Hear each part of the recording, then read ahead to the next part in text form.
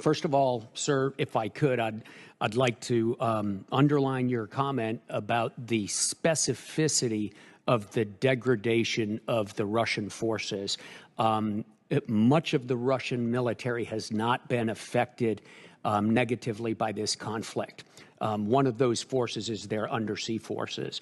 It's hard to talk in public, as you well know, sir, about undersea warfare and our efforts in that regard. But I can say that the Russians are more active than we've seen them in years, and their patrols into the Atlantic and throughout the Atlantic are at a high level. Most of the time, at a higher level than we've seen in years. And this is, as you pointed out, despite all of the efforts that they're undertaking inside Ukraine. Okay. Did you catch it? I did. Now, I heard that I had to rewind it several times because he was contradicting Representative Courtney there. And because Courtney assumed, well, we've been knocking the Russians back on their hind ends. I know, but the New York Times and the Washington Post and CNN and Fox and the London Times and Telegraph in London and the Daily Mail and the BBC and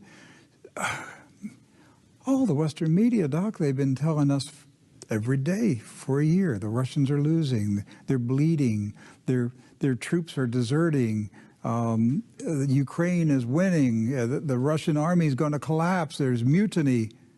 It's all a lie, isn't it? Yes, and you heard that from the commander of the region. I mean, it's a lie. It's propaganda. It's all propaganda. The Russians are winning. Yes.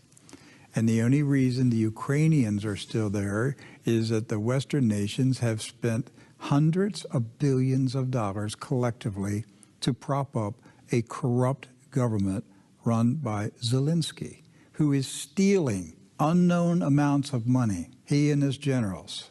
And if we didn't prop them up, they would have been wiped out a year ago.